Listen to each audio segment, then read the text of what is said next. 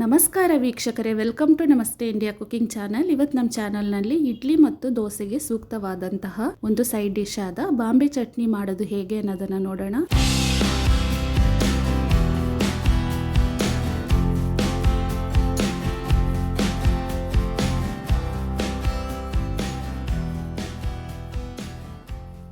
ಇದಕ್ಕೆ ಬೇಕಾಗಿರುವ ಸಾಮಗ್ರಿಗಳು: ಒಂದು ಮೀಡಿಯಂ ಸೈಜ್ನ ಈರುಳ್ಳಿ, ಒಂದು ನಾಟಿ ಟೊಮೆಟೊ, ಒಂದು ಚಿಕ್ಕದಾದ ಬೆಳ್ಳುಳ್ಳಿ ಎಷ್ಟು ತಗೊಂಡಿದ್ದೀವೋ ಶುಂಠಿನೂ ಅಷ್ಟೇ ತಗೊಬೇಕು. ಖಾರವಾಗಿರುವ ಹಸಿರು ಮೆಣಸಿನ್ಕಾಯಿ 10, ಒಂದು ಕಡ್ಡಿಯಷ್ಟು ಕರಿಬೇವಿನ ಸೊಪ್ಪು, ಸ್ವಲ್ಪ ಕೊತ್ತಂಬರಿ ಸೊಪ್ಪನ್ನು ತಗೊಂಡಿದ್ದೀನಿ. ಹಸಿರು ಮೆಣಸಿನ್ಕಾಯಿಯನ್ನು ಮಧ್ಯ ಸೀಳಿ ಕಟ್ ಮಾಡ್ಕೊಬೇಕು. ಶುಂಠಿ ಬೆಳ್ಳುಳ್ಳಿಯನ್ನು ಈ ರೀತಿ ಜಜ್ಜಿಟ್ಕೊಂಡಿದ್ದೀನಿ. ಚಿಕ್ಕದಾದ 2 ತುಂಡು ಚಕ್ಕೆ, 6 ಲವಂಗ, ಈ ಸೈಜ್ನ ಸ್ಪೂನ್ನಲ್ಲಿ 6 ಟೀ ಸ್ಪೂನ್ ಅಷ್ಟು ಕಡಲೆ ಹಿಟ್ಟನ್ನು ತಗೊಂಡಿದ್ದೀನಿ. ಒಂದು ಬಾಣಲಿಯಲ್ಲಿ ಎಣ್ಣೆಯನ್ನು ಹಾಕ್ತಾ ಇದ್ದೀನಿ. ಅಂದಾಜಿಗೆ 100 ml ಇರ್ಬೋದು. ಎಣ್ಣೆ ಚೆನ್ನಾಗಿ ಬಿಸಿ ಆಗಿದ ತಕ್ಷಣ ಮೊದಲಿಗೆ ಚಕ್ಕೆ ಲವಂಗವನ್ನು ಹಾಕ್ತಾ ಇದ್ದೀನಿ. ಇದರಲ್ಲೇ ಹಸಿರು ಮೆಣಸಿನ್ಕಾಯಿ ಕರಿಬೇವಿನ ಸೊಪ್ಪನ್ನು ಹಾಕಿ ಒಂದ್ಸಲ ಬಾಡಿಸ್ತಾ ಇದ್ದೀನಿ.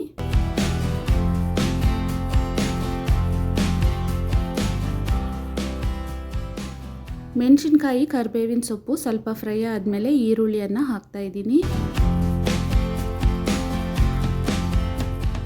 ಇದರಲ್ಲೇ ಇವಾಗ 1/4 ಟೀ ಸ್ಪೂನ್ ಅಷ್ಟು ಅರಿಶಿನದ ಪುಡಿಯನ್ನು ಹಾಕಿ 1 ನಿಮಿಷದವರೆಗೂ ಚೆನ್ನಾಗಿ ಬಾಡಿಸ್ಕೊಬೇಕು.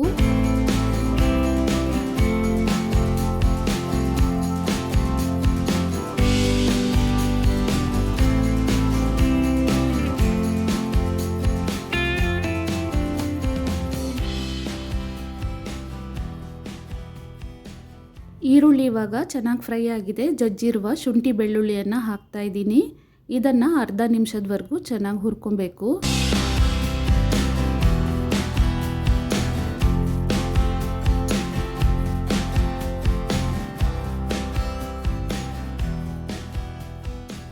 ಕಟ್ ಮಾಡಿರುವ ನಾಟಿ ಟೊಮೆಟೊವನ್ನು ಹಾಕ್ತಾ ಇದ್ದೀನಿ.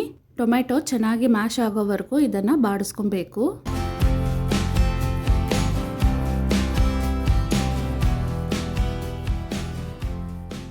ರುಚಿಗೆ ತಕ್ಕಷ್ಟು ಉಪ್ಪನ್ನು ಹಾಕ್ತಾ ಇದ್ದೀನಿ.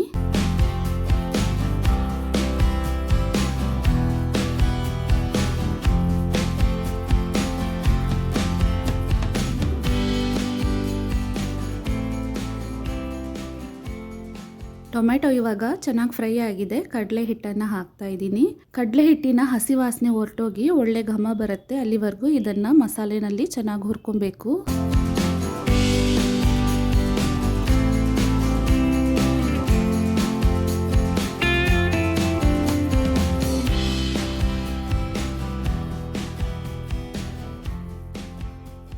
ಕಡಲೆ ಹಿಟ್ಟು ಇವಾಗ ಚೆನ್ನಾಗಿ ಫ್ರೈ ಆಗಿದೆ. ನೀರನ್ನು ಹಾಕ್ತಾ ಇದ್ದೀನಿ. ನೀರು ಬಿಸಿಯಾಗಿ ಕಡಲೆ ಹಿಟ್ಟಿನ ಜೊತೆಗೆ ಸೇರಿದಾಗ ಮಾತ್ರ ಅದರ ಹದ ಗೊತ್ತಾಗತ್ತೆ. ಅಲ್ಲಿವರೆಗೂ ಚೆನ್ನಾಗಿ ಮಿಕ್ಸ್ ಮಾಡ್ತಿರೋಣ. ಇವಾಗಲೇ ಜಾಸ್ತಿ ನೀರನ್ನು ಹಾಕಿಬಿಡಬಾರ್ದು.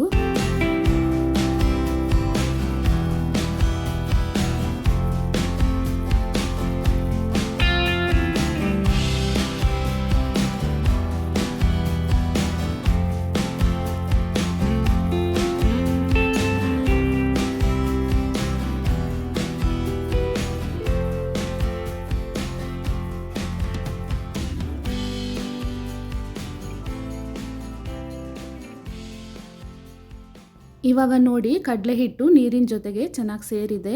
ಕುದಿಯಕ್ಕೆ ಸ್ಟಾರ್ಟ್ ಆದಮೇಲೆ ಬೇಗನೆ ಗಟ್ಟಿ ಆಗಿಬಿಡತ್ತೆ. ಆದ್ದರಿಂದ ಇನ್ನೂ ಸ್ವಲ್ಪ ನೀರನ್ನು ಹಾಕೊಬೇಕು.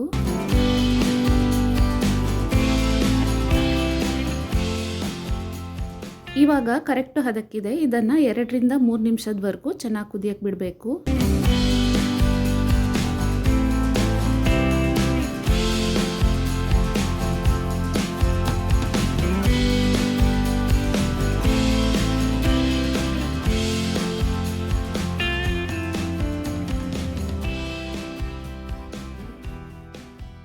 ಕಟ್ ಮಾಡಿರುವ ಕೊತ್ತಂಬರಿ ಸೊಪ್ಪನ್ನು ಹಾಕ್ತಾ ಇದ್ದೀನಿ. ಕಡಲೆ ಹಿಟ್ಟನ್ನು ಮೊದಲೇ ಮಸಾಲೆನಲ್ಲಿ ಚೆನ್ನಾಗಿ ಹುರಿದಿದ್ದೀವಿ. ಹಿಟ್ಟಾಗಿರೋದ್ರಿಂದ 2 ರಿಂದ 3 ನಿಮಿಷದವರೆಗೂ ಕುದಿಸಿದ್ರೇ ಸಾಕು, ಚೆನ್ನಾಗಿ ಬೆಂದ್ಬಿಡುತ್ತೆ.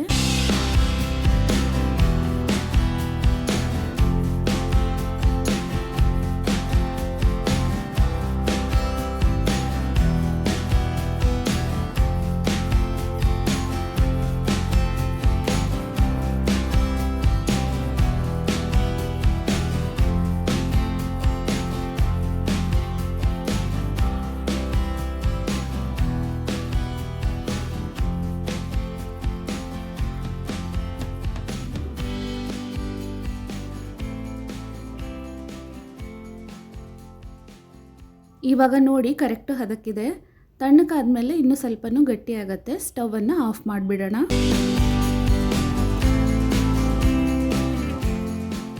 ಇಡ್ಲಿ ಮತ್ತು ದೋಸೆಗೆ ಒಳ್ಳೆ ಕಾಂಬಿನೇಷನ್ ಆದ ಬಾಂಬೆ ಚಟ್ನಿ ಇವಾಗ ತಯಾರಾಗಿದೆ. ವೀಕ್ಷಕರೇ, ಈ ರೆಸಿಪಿ ನಿಮಗೆ ಇಷ್ಟ ಆಗಿದ್ದರೆ ನಮ್ಮ ಚಾನಲನ್ನು ಲೈಕ್ ಮಾಡಿ, ಸಬ್ಸ್ಕ್ರೈಬ್ ಮಾಡೋದನ್ನು ಮರೆಯಬೇಡಿ. ಧನ್ಯವಾದಗಳು.